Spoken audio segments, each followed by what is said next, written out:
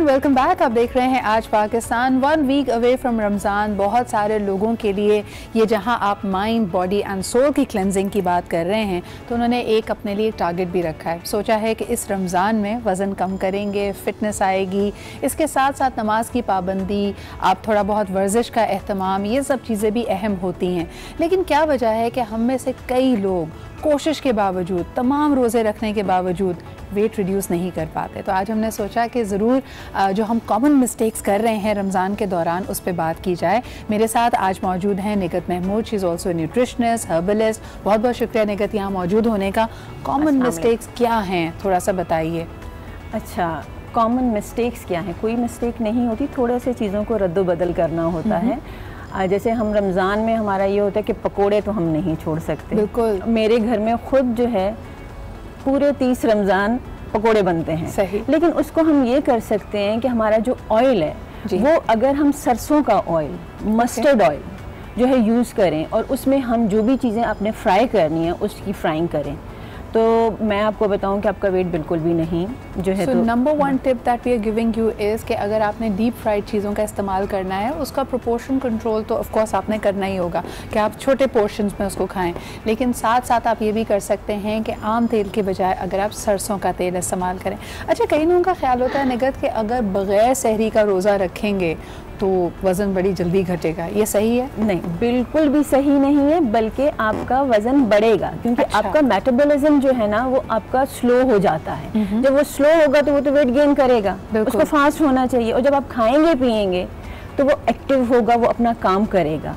तो आप छोटे पोर्शंस ज़रूर लीजिए। अच्छा, सहरी को हम अगर लेते हैं तो सहरी में हमें अपने खाने पे बहुत ज़्यादा जो है तो नज़र रखनी चाहिए कि हमें क्या खाना चाहिए। यहाँ पे हम ये बात ज़रूर डिस्कस करेंगे कि हर एक इंसान का, हर एज का, हर जो बंदा जिस एनवायरनमेंट में रह रहा है, काम कर रहे हैं, उनका डाइट प्लान अलग अलग होता है। सबको एक तरह का हम नहीं कह सकते कि आप, अगर मैं घर में बैठी हूँ, घर में हूँ तो मैं जो है तो चलें ठीक है पोरेज ले लूँगी, ठीक है। जौ का दलिया बहुत अच्छा है, जौ का इस्तेमाल जितना आप रमज़ान में करें। स्पेशली पाकिस्तान के लिए मैं बात कर रही हूँ कि यहाँ पे ये कि गर्मियाँ बहुत ज़्यादा हैं। गर्मियों में एक तो जौ ठंडा भी होता है। अच्छा, ये बड़ी अहम आपने यहाँ पे बात की है कि इस दफ़ा अगर हम रमज़ान देख रहे हैं तो एक तो गर्म महीनों में आ रहा है, दूसरा लंबे रोज़े होंगे।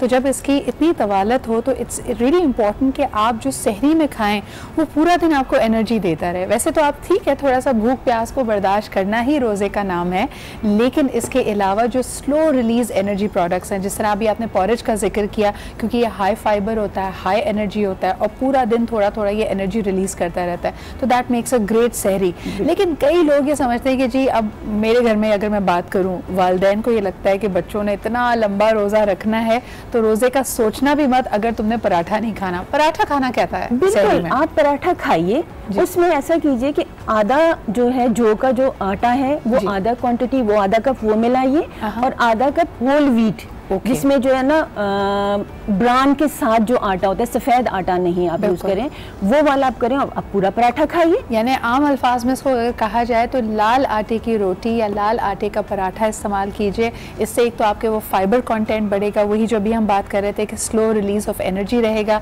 You will feel Fuller for longer. लेकिन ये बताइएगा कि अक्सर लोग क्योंकि रात की जगाई होती है, तरावी पढ़ रहे हैं, इबादत में मसरूफ़ हैं, कुछ लोग ये भी करते हैं कि सहरी के फ़ौरन बाद सो जाते हैं। क्या इससे भी वज़न बढ़ता है?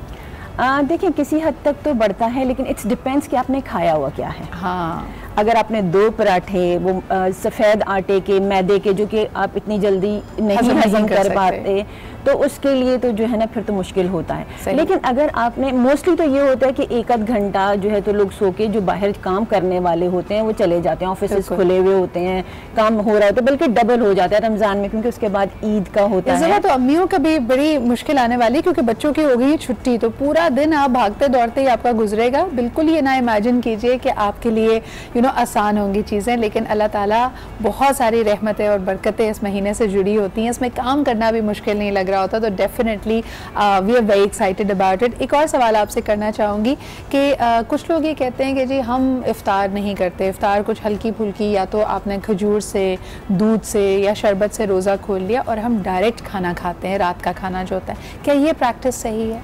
देखिए डिपेंड करते हैं फैमिली टू फैमिली। अगर आपकी ये प्रैक्टिस है तो भी ठीक है, लेकिन फिर वही बात आती है जो हैवी अफ्तार कर लेता है। हैवी अफ्तार का मतलब कि आपने पकोड़े समोसे बनाए हैं, उसके साथ आपने चने की चाट रख ली, लोबिया की चाट बना ली, वो आपके लिए जो है तो मतलब ज़रा सा बैलेंस कर देती है। अच्छा, साथ ड्रिंक्स बहुत ज़रूरी है क्योंकि गर्मी है।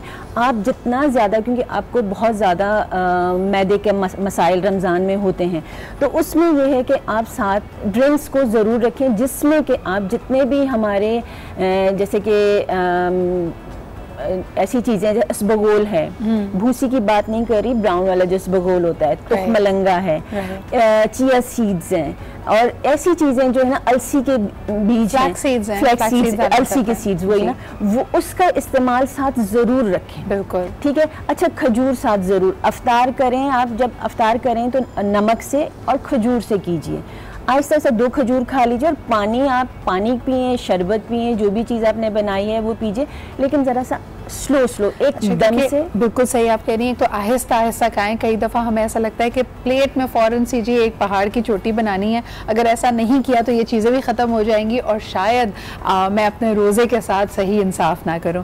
लेकिन 2 सवाल आपसे करना चाहूँगी। एक तो हम डीप फ्राइड प्रोडक्ट्स बहुत ज़्यादा यूज़ होती हैं, लेकिन मुझे लगता है कि हम कभी कभार गलत ब्लेम कर रहे होते हैं सिर्फ फैटी फूड्स को, जबकि असल कल्प्रिट शुगर होती है। चीनी का इस्तेमाल, मीठे का इस्तेमाल, आपका दिल भी चाहता है जी डोनट्स भी होते हैं, ऊपर से सितम ज़रीफ़ी देखिए कि हमारे यहाँ जो फ्रूट चाट है उसमें भी हम भर के चीनी डाल देते हैं। यही हमारी जो कॉमन मिस्टेक्स जिसे कह लें, जो कि वेट जो है तो उसको पुट ऑन करने का यही रीजंस बनती हैं। इन चीज़ों को अगर आप जैसे वाइट शुगर की बजाय आप गुड़ इस्तेमाल कर लें, शक्कर इस्तेमाल करें, शहद इस्तेमाल करें। देखिए शहद, फिर वही बात आती है ना कि हर कोई नहीं अफोर्ड अगर कर सकता। अगर हम मासेस की बात करते हैं तो उसमें ये कि गुड़ आप इस्तेमाल कीजिए। अच्छा, बहुत आसान है। गुड़ का शरबत आपने शीरा बना लिया, शरबत बना लिया। तो आप ये देखिए जो शरबत हमें मिलता है, जो भी लाल शरबत, हरा शरबत आपकी पसंद का है या बादाम वाला शरबत, उसमें चीनी की ज़रूरत नहीं होती, लेकिन कुछ लोगों को इतना मीठा पीने की आदत होती है कि पानी में शरबत भी मिलाया और ऊपर से चीनी डाली। That is a common mistake that we make. वो वाली बात ये है कि वो जो लाल शरबत, हरा शरबत और सफ़ेद जो बादाम का शरबत है, उसमें बहुत ज़्यादा चीनी है ऑलरेडी बहुत चीनी है। और लोग ये कहते हैं कि मैं तो जब तक 4 गिलास ना पी लूँ शरबत के तो मेरा गुजारा नहीं होता। तो फिर आप एंड ऑफ मंथ जो है ना, फिर ये ना कहें कि मेरा वजन इतना बढ़ गया है। ठीक है। अच्छा, आखिरी सवाल बस आपसे करना चाहूँगी कि बहुत सारे बूट कैंप्स भी लग रहे हैं रोज़े की हालत में।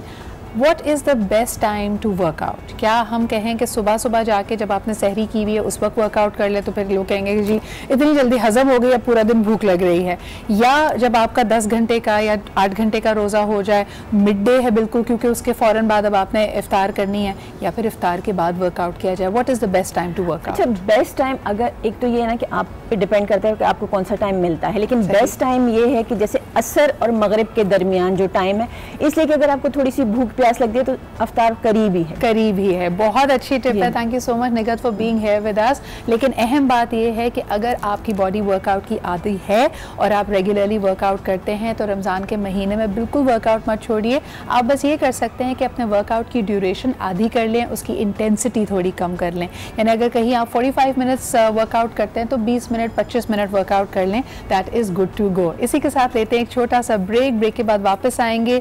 वी हैव मिलो Pakistan and of course our big discussion, so don't go anywhere.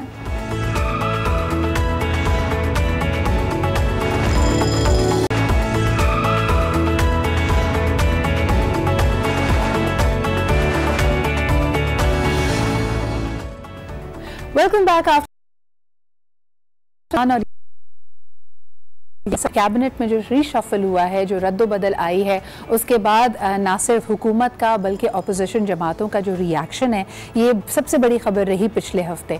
अब ये जानने की कोशिश करते हैं कि अब थोड़ा थोड़ा जो ठहराव आ रहा है, थोड़ी जो डस्ट सेटल हुई है, उसके बाद रिएक्शंस क्या हैं। वैसे तो कोई भी शख्स अगर वो सियासत में हो, ज़िंदगी में कोई भी काम कर रहा हो, तो उसकी लेगेसी को देखना बहुत इंपॉर्टेंट है। असद उमर साहब की जब बात की जाए तो बहुत मेरे ख्याल में इस बात का मान था देखा पीटीआई के तमाम ही सपोर्टर्स को कि जैसे ही असद उमर आएंगे मईशत से जुड़े बहुत सारे अहम फैसले होंगे, चीज़ों में तब्दीली आएगी, बेहतरी आएगी। तो आइए ज़रा एक नज़र इस बात पे डालते हैं कि पीटीआई के हुकूमत में आने के अब तक, यानी जब वजारत को छोड़ा है असद उमर साहब ने फाइनेंस की, तो क्या तब्दीलियाँ आई, उनकी क्या लेगेसी रही है, what has been the decisions और उनका इम्पैक्ट क्या रहा है जो अवाम पे, जो हमारी मईशत पे आया है। आपसे पहला सवाल यही करना चाहूँगी कि अगर आप असद उमर साहब की legacy as a finance minister of Pakistan को देखते हैं तो इन 8-9 महीनों में आपने क्या पाया, उनका सबसे अच्छा डिसीजन और ऐसा डिसीजन जो उनके लिए सबसे बड़ा चैलेंज बना वो क्या था? गुजारिश ये है कि मैं तो जो भी तबसरा करूँगा वो एक मुखालिफ का तबसरा होगा, एक उनके अपोनेंट का तबसरा होगा। उनके अपने लीडर ने क्या कहा, जिस दिन असद उमर साहब ने इस्तीफा दिया, अगले दिन प्राइम मिनिस्टर साहब ने फाटा में एक जलसे से खिताब करते हुए कहा कि जो लोग काम नहीं कर सकेंगे, कौम की खिदमत नहीं कर सकेंगे, एबिलिटी नहीं होगी, काम अच्छा नहीं होगा, उनको फारिग कर दूंगा और जो ठीक काम करेंगे उनको कंटिन्यू कराऊंगा। तो जो फारिग हुए उनको खुद सोच लेना चाहिए कि प्राइम मिनिस्टर ने क्यों कहा, प्राइम मिनिस्टर के अपनी जबान से ये बातें कही गई। दूसरी गुजारिश यह है कि असद उमर साहब के आने से पहले, फाइनेंस मिनिस्टर बनने से पहले, एक तो उनको कुछ 6 साल पहले पता था कि मैं फाइनेंस मिनिस्टर बनूंगा। 2 ओहदे ऐसे थे, पीटीआई में ये कंसेंसस था कि अगर कभी पीटीआई की गवर्नमेंट आ गई तो इमरान खान वज़ीर-ए-आज़म बनेंगे और असद उमर वज़ीर खजाना बनेंगे। तो इन दोनों ऑफिस में कोई शक नहीं था। असद उमर साहब बकौल उनके तैयारी भी बहुत करके बैठे थे।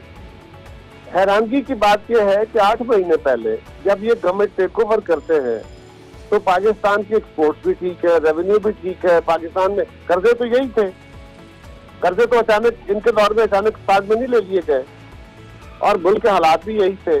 दुनिया भी पाकिस्तान के साथ इसी तरह मुरम्मत कर रही, जो भी कर रही थी।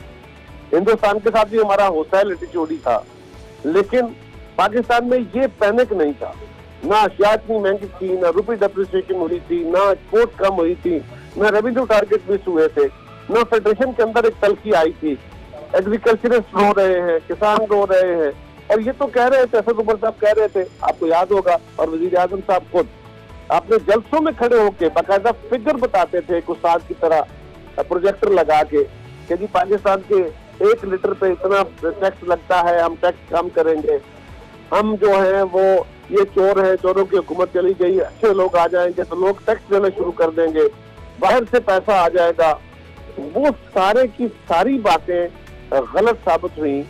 असद उमर इस गवर्नमेंट के पूरे पिरामिड, जो एक मीनार बना हुआ था ख्यालात का, उसके मेमार थे।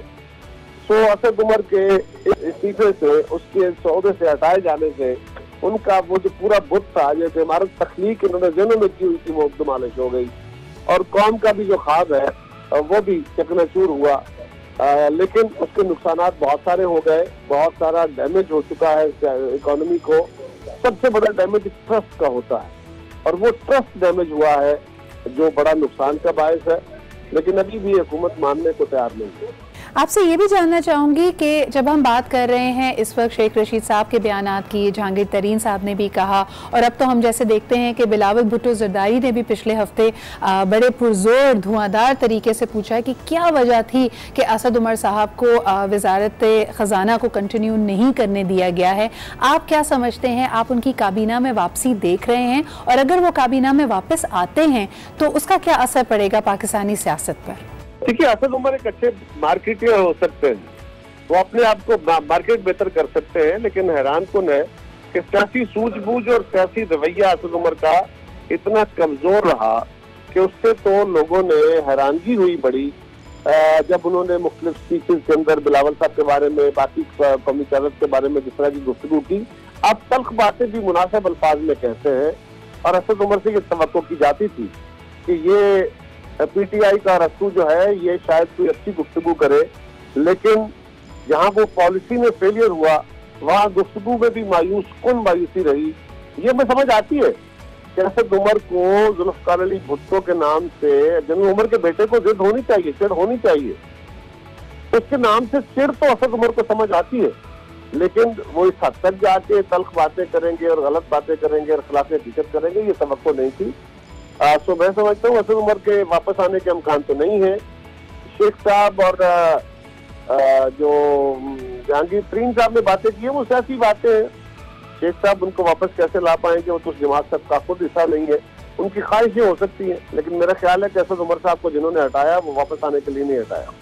आप इसको कैसे देखते हैं कि हफीज शेख साहब से क्या तवक्कुआत वाबस्ता हैं? जिस तरह के हमने फिर देखा कि बिलावल भुट्टो जरदारी ने उनको बाकायदा जरदारी साहब का फाइनेंस मिनिस्टर कहा है, तो वो पीटीआई के इकोनॉमिक विजन को सामने लेकर कैसे चलेंगे? असद उमर साहब ने भी ये इंदिया दिया है कि आने वाला बजट भी मुश्किल होगा, मईशत के लिए हालात भी मुश्किल होंगे। इन सब चीज़ों को देखते हुए किस तरह आप समझते हैं कि हफीज साहब इसको कैसे लेके चलेंगे?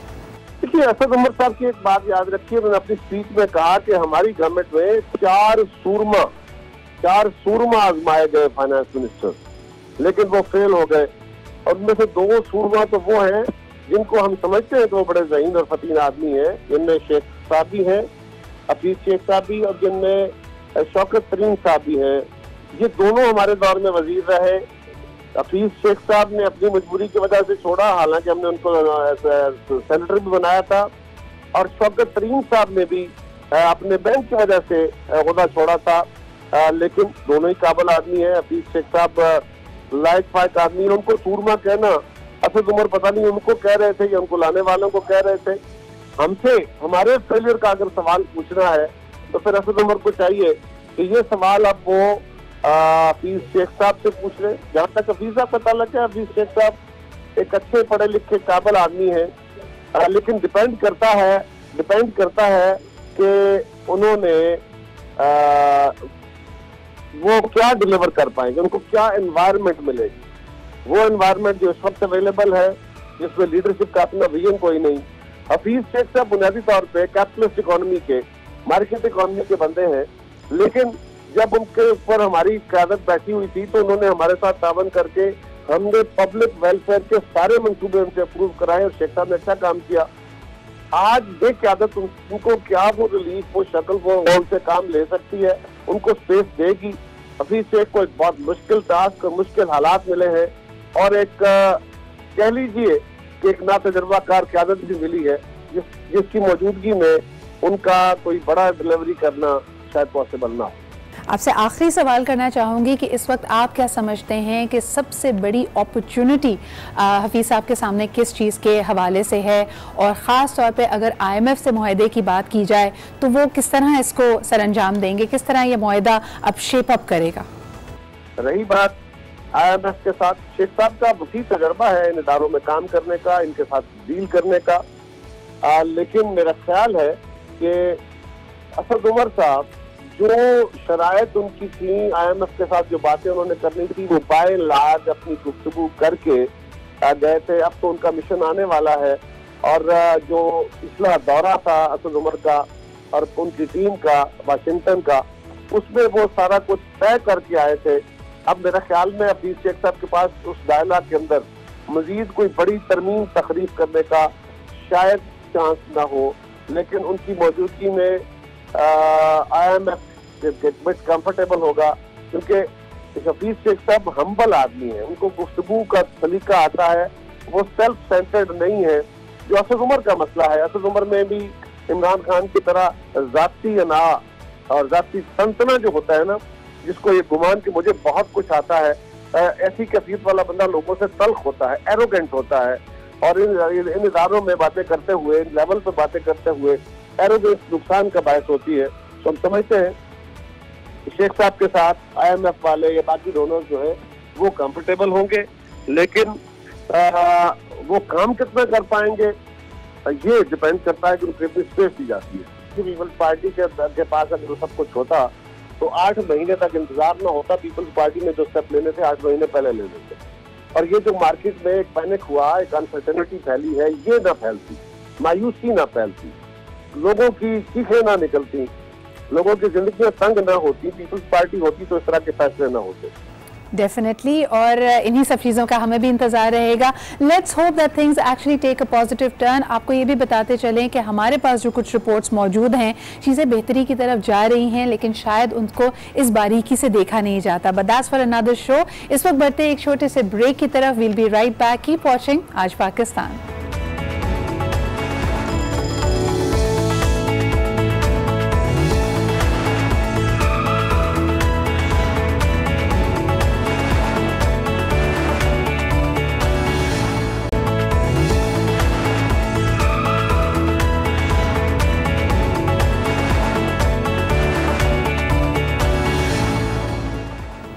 Welcome back after the break. आप देख रहे हैं आज पाकिस्तान। हमने वो सभी ने वो कहावत सुनी है कि कुछ सानू मरंदा शौक सी, कुछ शहर वाले जालिम सी।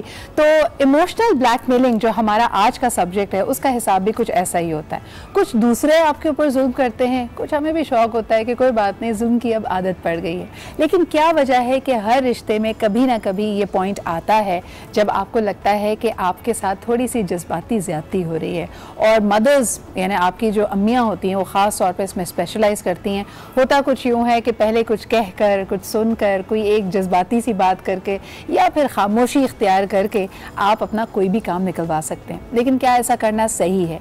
क्या ये मैनिपुलेशन है या इसको आप प्यार, मोहब्बत या हमदर्दी का नाम देंगे? ये हमारा आज का टॉपिक है और उससे जुड़ी हुई बहुत सारी बातें। क्या हमें लगता है कि मर्द हजरात इमोशनल ब्लैकमेलिंग करते हैं, या जिस तरह बदनाम ज़माना ख़वातीन के ही ज़िम्मे में ये भी लगा दी जाती है बात कि ये तो जी उन्हीं का वतीरा है, आदमी तो बिल्कुल नहीं करते ये। क्या ये सच है, नहीं है? क्या वजह है जिसकी वजह से we give in to emotional blackmailing? यानी हमारा भी तो अल्लाह मियां ने एक इमोशनल रडार सिस्टम लगाया है ना, कि कोई चीज़ हमें अच्छी लग रही है, नहीं लग रही, मेरा लॉजिकल माइंड उससे अग्री करता है या नहीं करता। लेकिन इसके बावजूद क्या वो रिश्ता, उससे जुड़ी हुई जो हमारे एहसासात हैं, क्या वो चीज़ है जो हमें हुक ऑन कर देती है और हम गिवन कर जाते हैं इमोशनल ब्लैकमेलिंग के? That is our topic today. आप हमें कॉल भी कर सकते हैं, ट्वीट भी कर सकते हैं, मैसेज भी कर सकते हैं। मुझे बताइए कि कौन कौन शिकार हुआ है इमोशनल ब्लैकमेलिंग का। और आज बड़ा ही ज़बरदस्त पैनल है जी। अपने अपने इनसे जो पर्सनल उनके एक्सपीरियंसेस हैं वो तो जानेंगे, लेकिन जनरली भी इन सब के, क्योंकि फील्ड्स ऐसी हैं जिसमें ज़्यादा से ज़्यादा लोगों से आमना सामना होता है, मुलाकात का मौका मिलता है, ऑब्जर्वेशन भी है, तो इनसे जानेंगे कि इनकी क्या इंसाइट है on the subject of emotional blackmailing. हमारे साथ मौजूद हैं जी Humaira Afan, your psychotherapist. Thank you so much Humaira for being here. आप ही के साथ तशरीफ रखती हैं अंसा शाह, जो दिलों की गहराइयों में छुपे हुए जो राज हैं वो टैरो कार्ड से निकाल लेती हैं। इनसे भी पूछेंगे कि आते तो लोग अपनी बात करने को है, लेकिन उनके कार्ड ये बताते हैं कि वो खुद इमोशनल ब्लैकमेलिंग कर रहे हैं, तो फिर ये क्या करती हैं। And last but definitely not the least, game show के बादशाह और वैसे भी हमारे बहुत अच्छे दोस्त फ़हीम खान। अस्सलाम वालेकुम Faheem, Ansa and Humaira, thank you all for being here. Faheem, एक छोटा सा सवाल, थोड़ा सा अंग्रेजी उर्दू का मामला है, मुझे ये बताइए कि इमोशनल ब्लैकमेलिंग को उर्दू में क्या कहते हैं? इमोशनल ब्लैकमेलिंग को उर्दू में बीवी कहते हैं। और भाभी आप सुन रही हैं? नहीं, अगर आप ये सवाल उनसे करेंगी तो उनकी डिक्शनरी में इसे शौहर कहते हैं, फ़हीम कहते हैं। हाँ, तो आगे से ये कहेंगी। लेकिन क्या ये बात वाकई सच है कि ख़वातीन ज़्यादा इमोशनल ब्लैकमेलिंग करती हैं? नहीं, आपने अपने इंट्रो में बड़ी ज़बरदस्त बात की कि ख़वातीन जो है वो अपने लॉजिकल माइंड के तहत जो है वो डिसाइड करती हैं। तो ये इटसेल्फ ही एक्सप्लेन कर देता है कि ख़वातीन लॉजिकल माइंड बहुत ज्यादा आपके कॉल ऑफ फिल्म में तजाद मिला। बात सुने तो लोग तो यही कहते हैं कि आदमी तो जज्बाती होते नहीं, जज्बाती तो ख़वातीन होती हैं। तो फिर जज्बाती अंदाज में ब्लैकमेल ख़वातीन कर कैसे लेती हैं मर्दों को? ये आपने बड़ा ज़बरदस्त सवाल किया। आदमी जो है वो बेचारे, जैसे कि मैं इस वक्त यहाँ मौजूद हूँ, मैं एज एन एक्सपर्ट यहाँ मौजूद नहीं, एज अ विक्टिम यहाँ मौजूद हूँ। तो consider me as a victim. आप विक्टिम वाले क्वेश्चन मुझ पर क्यों करें, मैं डेफिनेटली जवाब दूंगा। इसकी जो साइंस है वो हम मेरा से समझने की कोशिश करते हैं। मेरा ये बात वैसे आमतौर पे कही जाती है, समझी जाती है कि मर्द जज्बाती नहीं होते, तो फिर इमोशनल ब्लैकमेलिंग का शिकार कैसे हो जाते हैं? पहली बात तो है कि मर्द ठीक ठाक जज्बाती होते हैं, लेकिन वो दिखाते नहीं है। जबरदस्त, ये एस्टैब्लिश करना था आज मुझे। क्योंकि मर्द भी इंसान पहले है, तो उतना ही जज्बाती होंगे जितना बीवियां होती हैं, लेकिन उनको शो करने में थोड़ी सी हिचकिचाहट होती है बिकॉज वो मर्द हैं। जहाँ की बंदियां हैं, औरतें हैं, उनके लिए इसलिए आसान होता है बिकॉज वो आई थिंक तब अपने लॉजिकल माइंड से नहीं सोच रही होती। मैनिपुलेट करना, अगले बंदे में फेयर खौफ डाल देना, उनसे फिर अपना काम निकलवाना, उसकी वीकनेस पकड़ लेना। और ये ज्यादातर जो होता है क्लोज रिलेशनशिप्स में होता है। आप कभी अपने 2 मोहल्ले छोड़ के किसी को अपनी ब्लैकमेल करोगे, किसी फ्रेंड को अगर कर लिया तो कर लिया, बट समबडी वेरी क्लोज उनके साथ फिर इतना ब्लैकमेलिंग से अगला बंदा गिल्ट फ्री फील करता है कि वो ऑब्लाइज करके वो काम कर लेता है। अच्छा, बड़ी इंटरेस्टिंग बात इसमें ये है कि जिस चीज़ को हम इमोशनल ब्लैकमेलिंग कहते हैं, उसमें जो ब्लैकमेलर होता है वो आपको सोल्यूशन नहीं देता, ना वो आपको कोई क्लियर इंस्ट्रक्शन या कमांड देता है। उसकी असेसमेंट आपके बारे में इतनी अच्छी होती है, जिस तरह कि आपने कहा कि एक तो वो आपकी वीकनेस जानता है कि अगर ये कहूँगा इस दुखती रग पे अगर मैंने ट्रिगर दबाया तो इसके बाद रिएक्शन ये आएगा, और वो फिर आपको बस ट्रिगर करके छोड़ देता है और उसको पता होता है कि रिजल्ट वही आना है जो मैंने सोचा हुआ है। एंड इतना आई थिंक जो जिसके ऊपर हो रहा होता है वो भी इतना यूज्ड टू इस पैटर्न में हो जाता है बार बार गिल्ट फील करते वक्त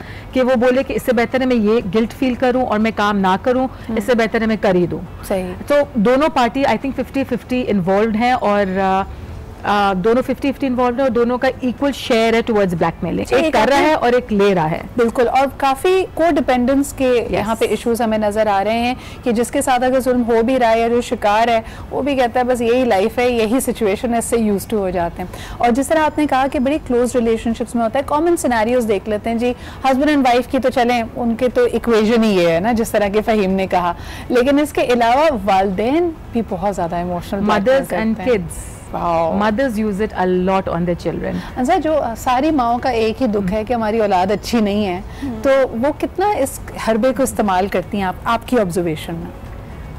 जी यही होता है कि मदर्स बच्चों को इसी तरीके से, बात ये कि डिपेंड, मैं ये कहती हूँ कि बेस क्या है इस इमोशनल ब्लैकमेलिंग की, बेस क्या है। अगर मदर जो है अपने बच्चों से बहुत ज़्यादा क्लोज होती है और वो किस तरीके से ग्रूम कर रही है अपने बच्चे को, अगर वो खुद ही बच्चे पे इमोशनल ब्लैकमेलिंग करेंगी तो बच्चा भी वही पिक कर रहा है, वही चीज़ सीख। मैं तो कभी सजेस्ट नहीं करूंगी कि आप इमोशनल ब्लैकमेल करके, और लेकिन आपकी दी हुई इंफॉर्मेशन को तो इस तरह इस्तेमाल किया जा सकता है ना जी। देखिए जो इमोशनल ब्लैकमेल वो ही करेगा जो अंदर से वीक होगा, सही इनसिक्योर होगा, उसको अपने कुछ डर और खौफ वो होंगे, जो उस इनसिक्योरिटीज होंगी, इस वजह से वो अगले को विक्टिम बना रहा है। लेकिन सीख सीख के इंसान बहुत कुछ सीख जाता है। फहीम, आप यहाँ पे बतौर विक्टिम मौजूद हैं, तो मुझे बताएं कि इतने अरसे के तजुर्बों के बाद और सीख के बाद आपको पता चल जाता है अब कि ये वो वाला। जी बिल्कुल, वो गालिब ने कहा है ना कि मुश्किलें मुझ पे पड़ी इतनी क्या आसा हो गई, अब तो यूज्ड टू है। और जैसा कि बताया हमारी जो माशाल्लाह से बैठी हुई है ये हुमैरा ने, सॉरी, तो इन्होंने बिल्कुल सही बताया कि जो वालिदैन का इसके अंदर पार्टिसिपेशन है वो परसेंटेज पे अगर देखा जाए तो अम्मी की परसेंटेज आएगी 95%। बिल्कुल, अम्मी तो एक्सपर्ट है ना शुरू से, क्योंकि बेटा ये नहीं खाओगे तो आपको ये नहीं मिलेगा, ये खा लोगे तो ये मिलेगा, अगर आप यहाँ नहीं जाओगे तो मैं आपको वहां ले जाऊंगी, अगर आपने ये नहीं करना है तो वो कर, ये जो बार्गेनिंग चलती है ये बेसिकली इमोशनल ब्लैकमेलिंग है। और इसमें बीवियां और शौहर जो है वो बिला वजह बदनाम है। जब हमारा ब्रॉडअप भी ऐसा होगा तो हम आगे और क्या करेंगे? जब आपने गेहूं की फसल लगाई है तो आपको जो है वो चावल तो मिलेंगे नहीं। अच्छा, ट्रेनिंग भी आपने जो अभी यानी हस्बैंड एंड वाइफ की भी बात की, तो पहला रिलेशनशिप, पहला मैरिड कपल तो हम अपने घरों में अम्मी अब्बू को ही देखते हैं, तो जो आपस में उनकी इक्वेशन होती है हम भी उसी तरह फिर ट्रेन हो जाते हैं कि अच्छा हमारे अब्बू को इस बात पे बड़ा गुस्सा आता था, इसका मतलब है ये इसी तरह होना चाहिए। बिल्कुल बिल्कुल। So how do you break that cycle? जो बंदा ले रहा होता है, जो रिसीविंग एंड पे होता है of the emotional blackmail, Aahista Aahista उसके मेंटल कैपेबिलिटी पे, उसके जहनी सुकून पे असरअंदाज तो होती होगी ना, पावरलेस फील करता होगा। एक्चुअली ये डिपेंड करता है, जहां तक मैं इस चीज को समझ रहा हूँ कि ये एक फुटबॉल फील्ड की तरह है। हर 45 मिनट्स के बाद जो है वो आपकी गोल पोस्ट चेंज हो जाती है। वाह। तो ये आप हमेशा गिविंग हैंड पे नहीं होते हो, रिसीविंग हैंड पे नहीं होते, आपके हैंड्स शफल होते हैं। सही। अब जिस वक्त आप रिसीविंग हैंड पे हो इस चीज के लिए, उस वक्त तो आप बड़ा कोई फील करते हैं कि नहीं यार मैं तो बहुत ही इस दुनिया का सबसे अच्छा इंसान हूँ, मैं तो मान गया। हाँ। वाह। और जब आप मनवाना चाहते हैं तो उस वक्त जो है सामने वाला आपको फिरौन फील कर रहा होता है, वो फ्यूडल। सही। ऐसा होगा? बिल्कुल भी नहीं। यानी ये कहने का मकसद ये हुआ, देखें बातों बातों में बात निकल ही आती है कि मर्द हजरात जो अक्सर कह रहे होते हैं कि जी हमें विक्टिम बनाया जा रहा है, वो भी ठीक ठाक इमोशनल ब्लैकमेलिंग करते हैं और अपनी मर्जी अपनी मनमानी कर ही गुजरते हैं। आपकी इसके बारे में क्या तजुर्बे हैं और क्या पर्सनल एक्सपीरियंसेस रहे, हमें कॉल करके बताइए। Our numbers are on your screen, लेकिन इस वक्त लेते एक छोटा सा break. Will be right back. Welcome back. हमें कॉल करके बताइए आपकी जिंदगी में नंबर 1 सफ़े अव्वल का इमोशनल ब्लैकमेलर कौन है और क्या वजह है कि आप ये जानते बूझते हुए भी कि वो आपके जज्बात को थोड़ा मैनिपुलेट करते हैं, अपनी मर्जी का मतलब आपसे निकलवा लेते हैं, बाय डूइंग समथिंग और the other you still give in.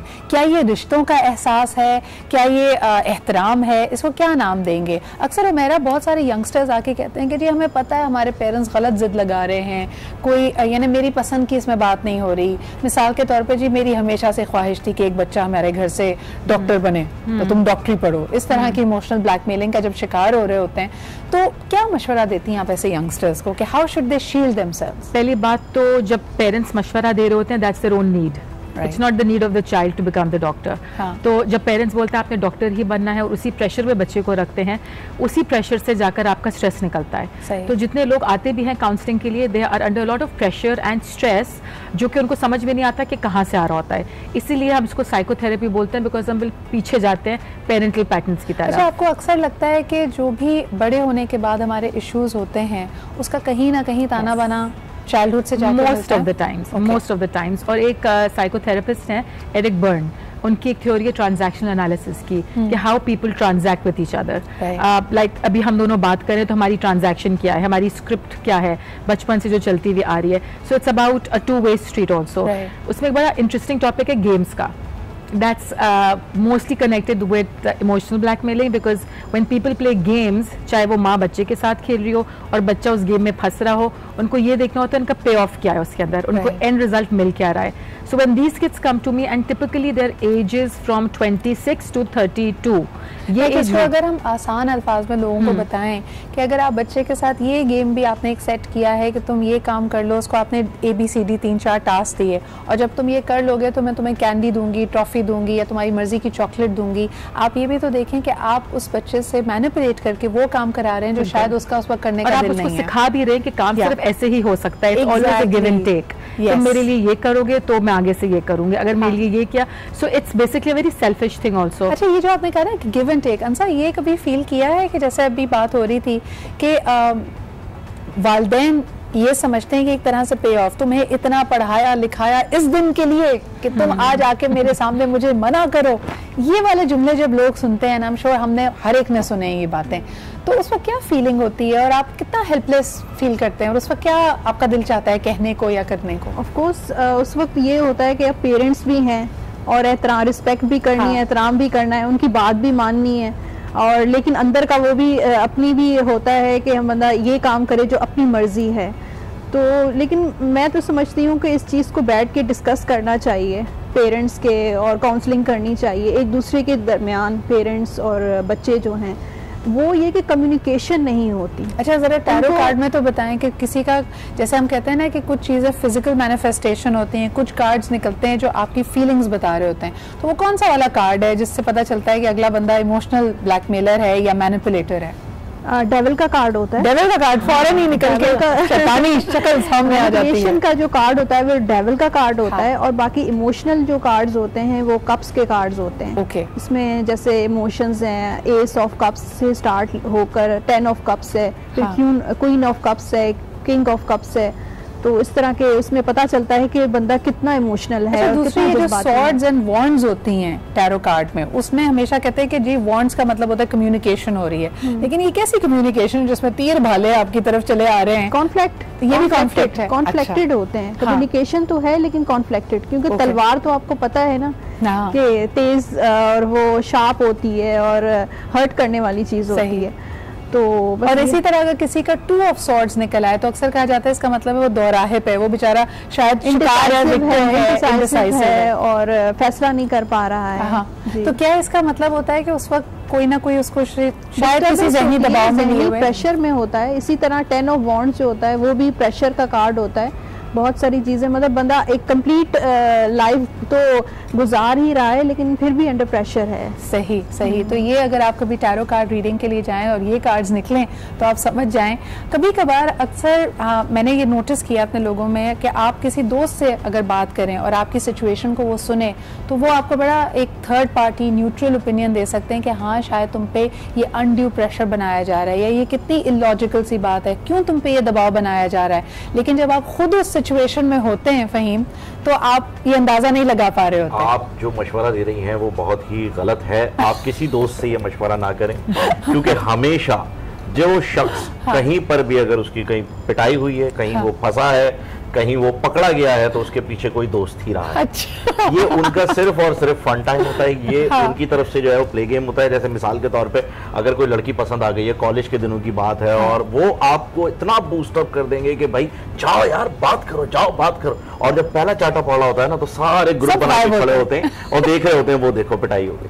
तो दोस्तों पे तो बिल्कुल भी इस तरह के मशवरों पर डिपेंड ना करें, आप खुद से सोचें। हाँ, लेकिन दोस्त ही जैसे मंगेतर है या बीवी है और बीवी ने कोई जरा कोशिश की है इमोशनल ब्लैकमेलिंग करने की, तो इंसान दोस्तों के पास ही जाता है ना, कहता है यार देखो मंगेतर ये कह रही है या बीवी ये कह रही है, तो उस वक्त भी मशवरा ना लें उनसे, दोस्तों से और पिटाई होगी। नहीं, उस वक्त आप बिल्कुल मशवरा लें, और उस वक्त वो बड़ा अच्छा मशवरा ये देते हैं कि यार एक काम करो, 2 सिगरेट पी के सो जाओ। ये क्योंकि ऐसे मामलात में वो भी इसी चीज से गुजर रहे होते हैं। हाँ। तो हम शौहरों का तो यही एक सवाल हैंडल करो, मैनेज वो करो। कहते हैं यार एक लेवल तक जो है ना वो आप बर्दाश्त करें, सही, उसके बाद आपको आदत हो जाएगी। अच्छा, ये जो अभी हम थोड़ी देर पहले बात कर रहे थे कि आपको खुद उस सिचुएशन में समझ नहीं आता, थर्ड पार्टी एटलीस्ट आपके पास वो जो एक कॉग्निटिव डिसोनेंस का फैक्टर है उस पर बात करेंगे, लेकिन एक कॉलर हमारे साथ है, उनसे बात पहले कर लेते हैं। हेलो जी, अस्सलाम वालेकुम। जी अस्सलाम वालेकुम शुक्रिया, मैं अली बात कर रहा हूँ कराची से। आप कैसी हैं? मैं बिल्कुल ठीक ठाक। अली, क्या कहना चाहेंगे हमारे आज के सब्जेक्ट के बारे में? पहले तो ये कहना चाहूंगा कि आपके बोलने का अंदाज एक तो बहुत अच्छा है और बहुत अच्छा प्रोग्राम करते हैं। बहुत शुक्रिया, thank you so much Ali.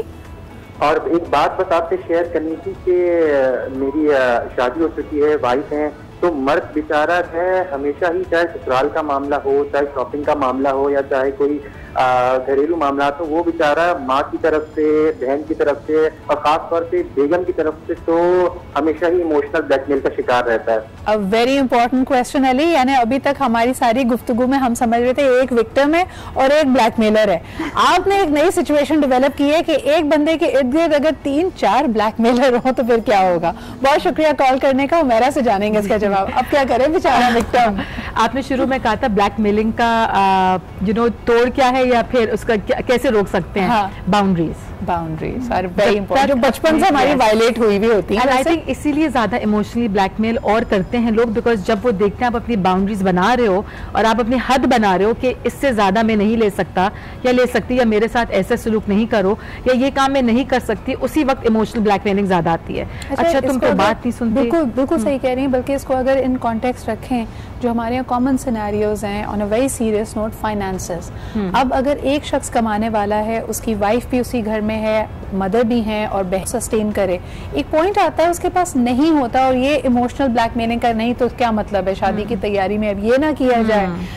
वालदा इतनी सी भी ख्वाहिश नहीं कर सकती, बीवी कहेगी मैं ये मांग भी नहीं सकती। और आप देखो ये तब आता है जब यही सारी बातें होती हैं और उसी वक्त जब बंदा बोलता है कि मुझसे ये नहीं हो सकता, मेरी इतनी गुंजाइश नहीं है, तब उसके ऊपर इमोशनल ब्लैकमेलिंग के ये सारे सेंटेंसेस आते हैं। पहले तो शुरू हो जाते हैं एक डिमांड से, एक नीड से कि मेरे लिए ये काम कर दो, जहाँ प्यार से जोड़ा चाहिए। बिल्कुल। और अब जवाब आ गया कि पैसे तो नहीं है इस महीने, नेक्स्ट मंथ तक, फिर वो इमोशनल ब्लैकमेल शुरू हो जाता है। सबकी बीवियों को तो हर महीने 2 नए जोड़े मिलते हैं, बल्कि घर में कंपैरिजन कि जी अम्मी को तुमने इतने पैसे दे दिए थे, बहन ने कहा था तो उसको दिला दिया था, मेरी दफा ही तुम्हारे पास पैसे खत्म हो गए। इसका जो हल है बाउंड्री बनाना, उसी के ऊपर ही और इमोशनल ब्लैकमेल हो जाता है। So you have to be very very strong होना पड़ता है अपनी बाउंड्री और अपनी हद बना के उस पर टिक के रहने को भी, कि नहीं हो सकता तो नहीं हो सकता, I am sorry I can not do it. Because जो आपने विक्टिम की भी बात की थी वो बिल्कुल ठीक है, एक विक्टिम बन जाता है, एक परसिक्यूटर बन जाता है जो उसके ऊपर कर रहा होता है। अच्छा, अ लॉट ऑफ टाइम्स, अभी तो हम पेरेंट्स की बात कर रहे थे, बच्चे भी ये बहुत जल्दी सीखते हैं। अब मिसाल के तौर पर अगर 3-4 सिबलिंग्स हैं, एक बच्चे को माँ बाप ने अगर वो बाहर जाना चाहता था थोड़ा फाइनेंशियली सपोर्ट कर दिया, अब सारे खड़े हो जाते हैं मुद्दई बन के कि भाई उसको तो दिए थे, हमें क्यों नहीं दे रहे, अब बेचे वो वाला प्लॉट और हमें भी पैसे दें। That kind of emotional blackmailing, how do we stop that? And that's a very on a very high level, because ये एक प्रैक्टिकल चीज है। छोटी मोटी जोड़ा खरीदने की बात या पैसे एक्स्ट्रा देने की बात नहीं है। जब इतनी बड़ी चीजें आ जाती है और आप इमोशनल ब्लैकमेल के अंदर नहीं आओ अगले बंदे के, तो तभी कॉन्फ्लिक्ट शुरू हो जाती है, तभी लड़ाई शुरू हो जाती है। ये बड़ा एक इम्पॉर्टेंट पॉइंट है, मुझे ब्रेक पे जाना पड़ रहा है, लेकिन अक्सर आप देखिए इनहेरिटेंस के मामलात में ये होता है, वालिदैन अगर बूढ़े हो जाते हैं, उनका कोई एसेट है, तब जब बहन भाइयों में लड़ाई शुरू होती है, तब ये इस तरह के इमोशनल ब्लैकमेलिंग के हथकंडे उठाए जाते हैं। तो आप देखें कि from a very basic point कि जी मुझे ये टॉफी चाहिए, मुझे ये काम चाहिए, to all the way up to big assets, ये कितना प्रेवलेंट है हमारी सोसाइटी पे, इस पर बात करेंगे एक छोटे से ब्रेक के बाद।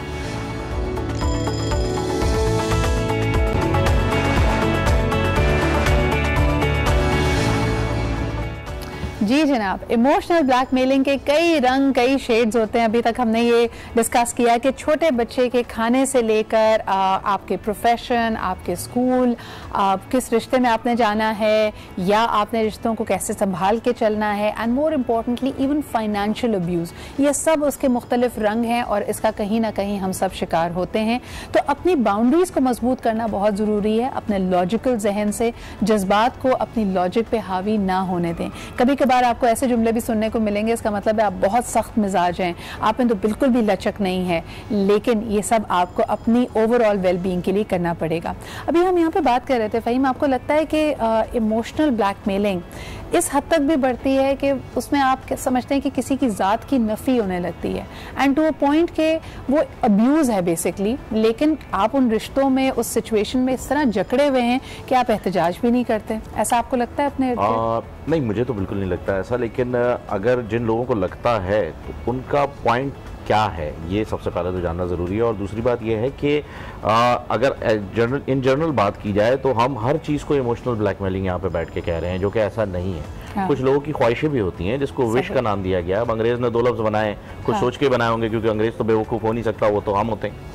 तो कुछ चीज़ें ऐसी भी होती हैं, ख्वाहिशात होती हैं। हाँ। और ख्वाहिशात को सामने रखना इमोशनल ब्लैकमेलिंग नहीं है बिल्कुल भी। जैसे बच्चे को अगर कहीं पढ़ने के लिए जाना है तो वो अपने पेरेंट के सामने ख्वाहिश रखता है कि जी बड़े भाई भी गए थे, मेरी भी ख्वाहिश है, मुझे भी जाने दें। तो ये एक ख्वाहिश के ज़िम्मे में भी आता है, इसे आप इमोशनल ब्लैकमेलिंग नहीं कह सकते। पर इमोशनल ब्लैकमेलिंग जहाँ तक जिस चीज़ को हम फोकस कर रहे हैं, जिसे हम समझते हैं कि इमोशनल ब्लैकमेलिंग क्या है, वो जब औरत के 2 आंसू टपकते हैं आँख से इसका मतलब है कि जी ठीक है जी, डेड एंड, ये हो गया। और आदमी जब गुस्से में आग भगोला हो जाता है तो हाँ। इसका मतलब ये है कि आदमी के मनवाने का तरीका है कि उसे गुस्सा आएगा, औरत के मनवाने का तरीका है कि जी उसके आंसू बहना शुरू। लेकिन ये फिर आपने वही बात की ना, अगर मैं इसको सीरियसली भी लेती हूँ, दिस इज बाउंड्री सेटिंग, जहाँ तक हम एक इंसान को उस हद तक पुश करते हैं जब तक या तो वो बहुत शदीद गुस्से में ना आ जाए या रो ना पड़े। मेरा ये इसमें who is the abuser and who is the victim? Abuser इतने ब्यूटीफुली अब्यूज करता है कि आपको रियलाइज भी नहीं होगा you are getting abused. Smooth operator करते हैं और हाथ में तलवार एंड मुंह से कुछ, लेकिन मैं तो आपकी भलाई के लिए ही बोल रही हूँ। जैसे आपने भी बोला ना ख्वाहिश, वो ख्वाहिश भी अगर आप किसी पे प्लेस कर रहे हो, आप किसी को फोर्स नहीं कर सकते। So respecting the other person's boundaries and not खाली मेकिंग बाउंड्रीज, बट अगर आपने बाउंड्रीज बनाई तो मैं आपकी बाउंड्रीज रिस्पेक्ट भी करूँ। अब मैं उसी को तोड़ के आपकी हद को बार बार आपको पुश करूँ कि आप करो करो करो, वो फिर इमोशनल ब्लैकमेलिंग के अंदर आ जाती है।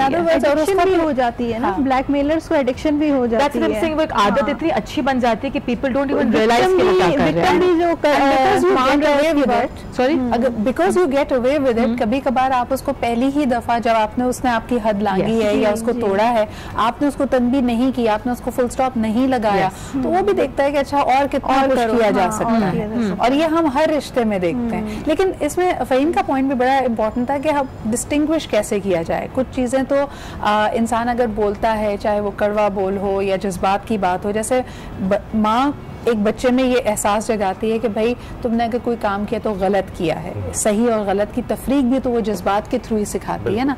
अब अगली दफा इसी जज्बात के इजहार को हम कह देते हैं ये तो इमोशनल ब्लैकमेलिंग कर रही हैं अम्मी आप।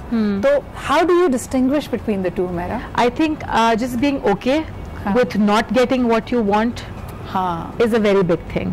असल डिस्कम्फर्ट उसी में आता है जब आपकी ख्वाहिश की चीज़ आपको ना मिले, और it's a very uncomfortable feeling.